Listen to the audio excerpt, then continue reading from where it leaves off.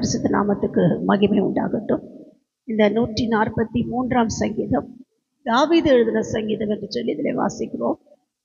இதில் அநேக காரியங்களை குறித்து தாவீது விண்ணப்பங்களை ஏறெடுக்கிறார். அவரோட ஜெபத்தை கேட்கும்படி கூட சில நேரங்களில் விண்ணப்பங்களை ஏறெடுக்கிறதை வாசிக்கிறோம். ஏன்னா ஜெபம் கேட்குறாரா கேட்கலையான்னு சில நேரம் ஒரு கன்ஃபியூஸ்டு ஸ்டேட்டில் போயிடுறாரு. தேவன் நம்ம ஜெபத்தை கேட்கலையோ, இரக்கம் செய்யலையோ, நம்மளை மறந்துட்டாரோ, நம்முடைய சூழ்நிலைகள் எல்லாம் அவருக்கு தெரியும், நம்மளை கைவிட்டாரோ என்று சொல்லி அநேக குழப்பங்களை கொண்டு வருகிறவன் பிசாசு.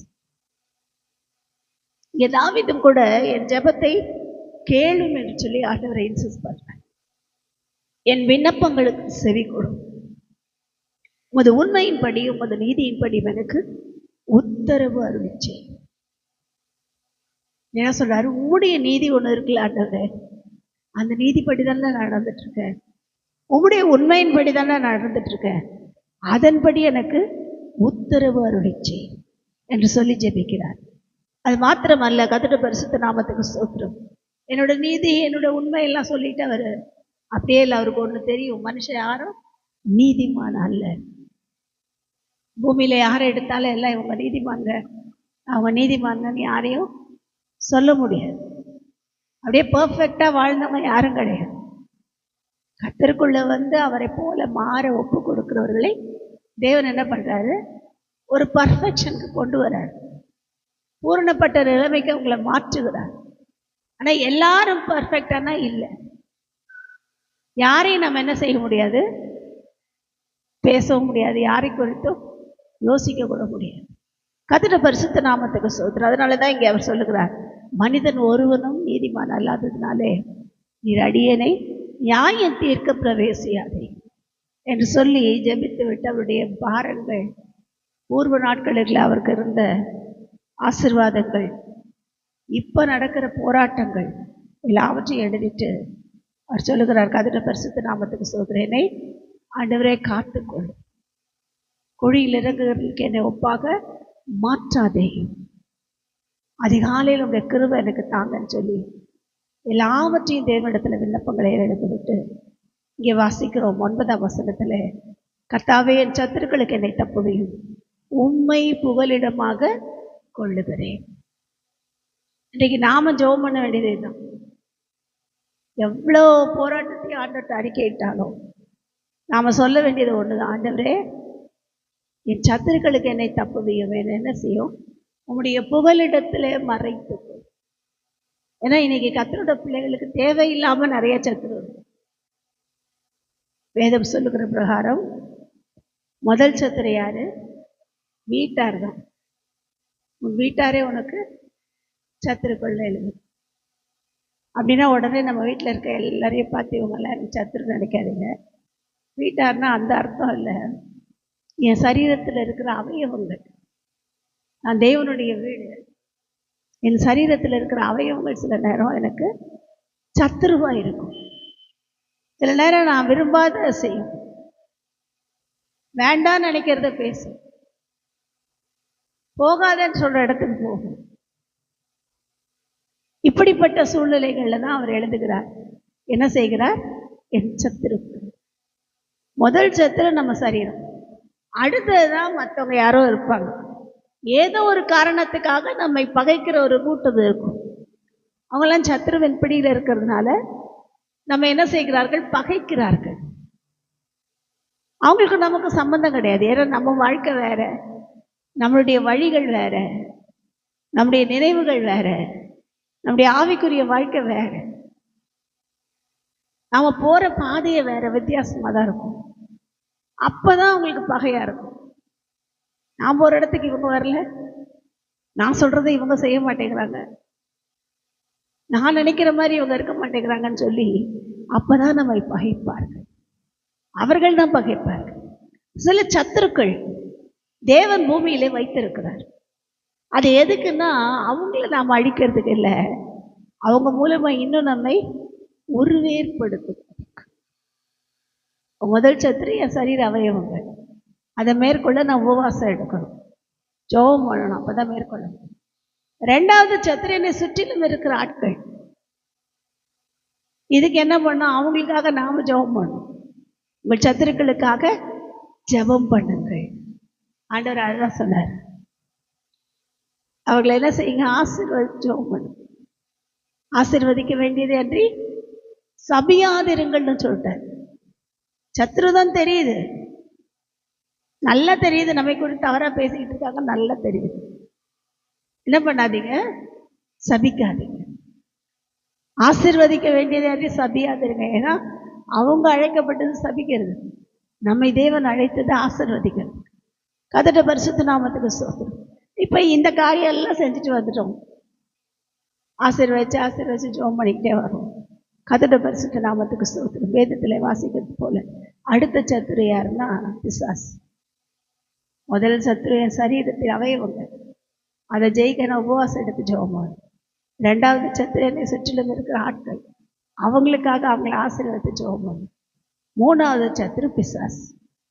இந்த பிசாசை என்ன பண்றது? எப்படி ஜெயிக்கிறது? ரொம்ப ஈஸி. அவனுக்கு எதிர்த்து நில்லுங்கள், அவன் உங்களை விட்டு ஓடி போவான். பிசாசுக்கு என்ன பண்ணுங்க? எதிர்த்து நில்லுங்க. அவங்கிட்ட போய் ஆர்கியூலாம் பண்ணி நீ யார் தெரியுமா, நான் யார் தெரியுமா, சாசை நான் தேவ பிள்ளை ஆச்சா வச்சா அதெல்லாம் வேண்டாம். ரொம்ப பெரிய இதெல்லாம் பண்ண வேண்டாம். சீல்லாம் பிசாசு முன்னாடி போட வேண்டாம். அவனுக்கு நம்ம எல்லாம் தெரியும். அதனால் நாம் பண்ண வேண்டியது என்னது?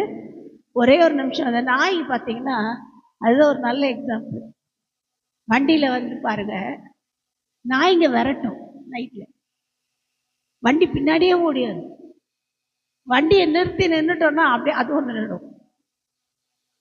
நல்லா தெரிஞ்சவங்க ஓட்ட மாட்டாங்க, ஓட்டினா மேலே எகிரிக்கிறது கடிச்சிடும். அதை நிறுத்திட்டோன்னா என்ன பண்ணோம்? சுற்றி சுற்றி வந்துட்டு போயிடும், ஒன்றும் பண்ணாது. ஓ சரி சரி, இவங்களை ஒன்றும் பண்ணி, இவங்க யாரு? இதோ பெரிய ஆளு. அதே தான் பிசாசு. நாய்க்கு எதிர்த்து நிற்கிறது போல நாம் பிசாசுக்கு எதிர்த்து அவன் என்ன பண்ணுவான்? இது யாரோட ஆளு? இது ஏசப்பாவோட ஆளு, இதுகிட்ட நம்ம பாச்சா பழிக்காதுன்னு ஓடிய முடியும். கர்த்தருடைய பரிசுத்த நாமத்துக்கு ஸ்தோத்திரம். அப்ப என்ன செய்ய கற்றுக்கொள்ள வேண்டும்? பிசாசுக்கு எதிர்த்து நில்லுங்கள், அப்பொழுது அவன் உங்களை விட்டு ஓடி போவான். அவன் ஓடி போறதுக்கு நாம சில காரியங்களை அணிஞ்சிருக்கிறோம். தெரியும். எபேசியர் எழுதின 6ஆம் அதிகாரத்தில் வாசிக்கிறோம், தேவ சர்வாயுத வர்க்கத்தை என்ன செய்யுங்கள்? தரித்து கொள்ளுங்கள் என்று வாசிக்கிறோம். நல்லா அதெல்லாம் போட்டு தேவன் சொன்ன அந்த எல்லாவற்றையும், அந்த போர் சேவகருக்குரிய எல்லா ஆயுதங்களையும் தரித்து கொண்டு நாம் அவனுக்கு எதிர்த்து நிற்போம் என்றால் அவன் நம்ம விட்டு ஓடிப்போம். கர்த்தருடைய பரிசுத்த நாமத்துக்கு ஸ்தோத்திரம். அப்போ கர்த்தர் என்ன செய்யறார்? நம்முடைய எல்லாவித சத்துருக்களுக்கும் நம்மை பாதுகாக்கிறார். அதோடு மாத்திரம் இல்லை, வேதம் சொல்லுகிறது கர்த்தருடைய நாமம் பலத்த துருகம். நீதிமொழிகள்ல வாசிக்கிறோம். கர்த்தரோட நாமம் என்னது? இன்னைக்கு செய்தி தலைப்பை தான் புகலிடம், உண்மை புகலிடமாய் கொள்ளுகிறது. 9ஆம் வசனத்தில் இருக்கிற கடைசி பகுதி தான் தேவன் சொன்ன தலைப்பு, உண்மை புகலிடமாய் கொள்ளுகிறேன். தேவன் யார்? நமக்கு புகலிடம். இந்த புகலிடம் அப்படின்னு சொன்னா என்ன அர்த்தம்னா, அகதிகள்லாம் போய் தங்குற இடம் அர்த்தம் இல்லை, நமக்கு ஒரு பாதுகாப்பான இடம். அத வேதம் சொல்லுகிறது. கர்த்தருடைய நாமம் என்னது? நமக்கு பலத்த துருகமா. அதுக்குள்ள போய் நீதிமான்கள் என்ன செய்வார்கள்? ஓடி சுகமாய் தங்குவாங்க. அவங்கள ஒன்றும் பண்ண முடியாது. எத்தனை சத்துரு வந்து வெளியில நின்று என்னதான் கத்திக்கிட்டு இருந்தாலும் அந்த நாமத்துக்குள்ள போயிட்டோம்னா நமக்கு ஒரு பெரிய விடுதலை, நமக்கு ஒரு பெரிய பாதுகாப்பு, நமக்கு ஒரு பெரிய ஆறுதல். எத்தனை பேர் நம்மளை போட்டு போட்டு போட்டு போட்டு வேதனைப்படுத்தி அனுப்பியிருப்பாங்க. அந்த நாமத்துக்குள்ள போயிருங்க, அந்த நாமம் நம்மை பாதுகாக்கும். கர்த்தருடைய நாமம் பலத்த துருகம். அவருடைய நாமத்தை சொல்லி அவருக்குள் மறைந்து கொள்ளுகிறவர்கள், ஒளித்துக் கொள்ளுகிறவர்கள் பாக்கியவான்கள். எந்த போராட்டம் வருதோ அந்த போராட்டத்துக்கு ஏற்ற நாமத்தை உபயோகப்படுத்தணும். தேவை இருக்கு, நான் என்ன பண்ண போறேன்னு தெரியல, என்ன ஆண்டவரே செய்ய போறேன், இவ்வளோ முன்னாடி இருக்கேன், நான் என்ன பண்ணுவேன்? சில நேரம் அப்படித்தானே இருக்கு நமக்கு. சூழ்நிலைகள் மத்தியில் அப்படிதான் வருது. என்ன பண்ண போறான் ஆண்டவர், என்ன பண்ண போறான்? கர்த்தர் என்ன பண்ணுவார்? எங்கேயோ இருக்கிற ஒருத்தர் ஞாபகப்படுத்தி நம்மளுக்கு உதவி செய்வார். ஏதோ ஒரு காரியத்தின் மூலமா நமக்கு வர வேண்டியதை கொடுப்பார். அடைக்கப்பட்ட வாசலை திறந்து நமக்கு வர வேண்டிய நன்மைகளை கர்த்தர் கொடுப்பார். அதுக்கு என்ன பண்ணணுமா? யெகோவா ஈரே, கர்த்தரோட பர்வதத்தில் பார்த்து கொள்ளப்படும் என்கிற அந்த நாமத்துக்குள்ள போய் ஒளிஞ்சுக்கணும். அதுதான் நமக்கு புகழ். நமக்கு வியாதி வந்துருச்சு, பலவீனம் வந்துருச்சு, என்ன பண்ண போறோன்னு தெரியல. டாக்டர் தான் சொல்றாங்க, அதை சொல்றாங்க, பயமுறுத்துறாங்க. டாக்டர் சொல்றதெல்லாம் உடனே செஞ்சோன்னா பிரச்சனை. எல்லாத்தையும் செய்யக்கூடாது. கர்த்தருடைய பரிசுத்த நாமத்துக்கு ஸ்தோத்திரம். டாக்டருங்க இன்னைக்கு இருக்க டாக்டருங்க 1க்கு 10ன்னு சொல்லி பயமுறுத்துவாங்க. அப்படியே அவங்க சொல்றதை ஃபாலோ பண்ணா நமக்கு தான் பிரச்சனை. அப்ப என்ன பண்ணுங்க? கர்த்தருடைய நாமம் பலத்த துருகம், யெகோவா ரப்பா, அந்த நாமத்துக்குள்ள போய் ஒளிஞ்சுக்கோங்க. அந்த நாமத்துக்குள்ள போய் உங்களை பாதுகாத்துக்கோங்க. யெகோவா ரப்பான்னா யெகோவா ரப்பா தான். சுகம் தருகிற தெய்வம் தான், சுகம் கொடுப்பார். டாக்டரால கூடாத சுகத்தை தேவன் கொடுப்பார். மனிதர்களால் கூடாத காரியத்தை தேவன் நமக்கு செய்து முடிப்பார். இது மனிதரால் கூடாத, நம் தேவனாலே எல்லாம் ஆகும். வந்திருக்க பலவீனத்தை பார்த்தா அவ்வளவுதான் போயிடுச்சுன்னுவாங்க. நமக்கு திடீர்னு பார்த்தா எழுந்து நடந்து ஓடி கர்த்தரை மகிமைப்படுத்த உதவி செய்வார். காரணம் என்ன? கர்த்தருடைய நாமம் பலத்த துருகம். சமாதானமே இல்லையா? யெகோவா ஷாலோம் போய் உட்கார்ந்துருங்க. அப்ப என்ன பண்ணும்? கர்த்தருடைய நாமம் பலத்த துருகம், அதுக்குள்ள போய் இருக்கணும். அது நமக்கு புகலிடமாய் மாறும். கர்த்தருடைய பரிசுத்த நாமத்துக்கு ஸ்தோத்திரம். உம்மை புகலிடமாய் கொள்ளுகிறேன். அதான் இன்னைக்கு செய்யும்.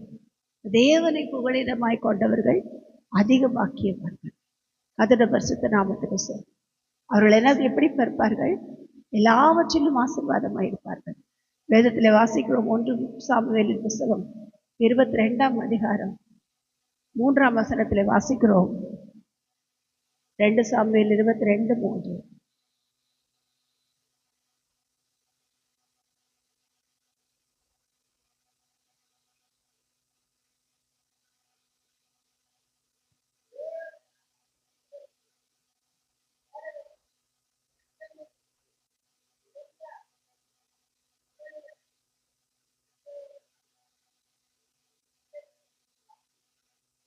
ஆமா, கர்த்தருடைய பரிசுத்த நாமத்துக்கு ஸ்தோத்திரம். சங்கீதக்காரனாகிய தாவீது எழுதின சங்கீத புஸ்தகத்துல இந்த சங்கீதம் இருக்கு. தேவன் நான் நம்பியிருக்கிற துருகம், கேடகம், ரட்சணிய கொம்பு, என் அடைக்கலம், என் புகலிடம் என்று எழுதுகிறார். இந்த புகலிடம் அப்படிங்கிறது என்னது? என்ன செய்யறாரா? அந்த புகலிடத்துல போய் ஒளிஞ்சிட்டோம்னா என் ரட்சகராய் வெளிப்படுகிறார், என்னை தப்புவிக்கிறவராய் வெளிப்படுகிறார். ரட்சகர்னா பாவத்துல இருந்து மாத்திரம் இல்ல, நமக்கு முன்பாக இருக்கிற சத்துருக்கள், சாசன் கிரியைகள், மனுஷிக ஆவிகளுக்கும் விலக்கி, அந்த வல்லடிக்கு விலக்கி மீட்க தேவன் உண்மை உள்ளவராயிருக்கிறார். நான் செய்ய வேண்டியதில் அந்த புகலிடத்துல ஒளித்து கொள்ள வேண்டும். இன்னொரு இடத்துல வாசிக்கிறோம். ஏசாயா 32:2ஆம் வசனத்துல வாசிக்கிறோம். ஏசாயா தீர்க்க தரிசன புஸ்தகம் 32ஆம் அதிகாரம் 2ஆம் வசனத்தை வாசிக்கலாம்.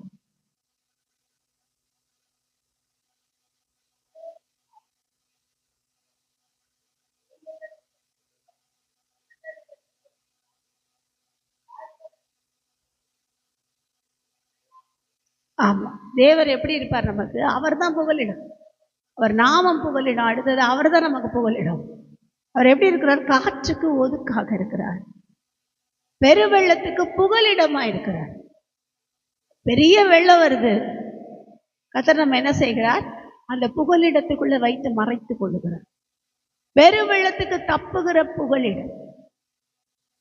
அந்த புகலிடத்துல ஒலித்து கொண்டோம் என்றால் நம்மளை எந்த வெள்ளமும் எதுவும் பண்ணாது. பெருவெள்ளனா ஒரு அர்த்தம் என்னன்னா, புறஜாதிகளுடைய சீற்றங்கள், தேவனை அறியாதவர்களுடைய பயமுறுத்தல்கள், தேவனை அறியாதவர்களுடைய எரிச்சல்கள், இதெல்லாம் என்னது? பெருவெள்ளம் என்கிறதுக்கு அடையாளமா இருக்கு. நான் அவருக்குள்ள இருந்தோன்னா இதெல்லாம் ஒன்றும் பண்ணாது. நோவா குடும்பத்தார், அவர் கூட இருந்த மிருகங்கள் எல்லாம் பாதுகாக்கப்பட்டது. எப்படி? ஒரு பெரிய பேழைக்குள்ளவர்கள் மறைத்து கொண்டார். உலகம் ஃபுல்லா தண்ணியா இருக்கு, ஆனா நோவா குடும்பத்தார் மாத்திரம் என்ன செய்யப்பட்டார்கள்? அந்த தண்ணீருக்கு விலக்கி காரணம் என்ன? அந்த பேழை அவர்களுக்கு புகழிடமா இருந்தது. இன்றைக்கு நமக்கு ஒரு பேழை இருக்கிறது, கிறிஸ்துவின் பேழை.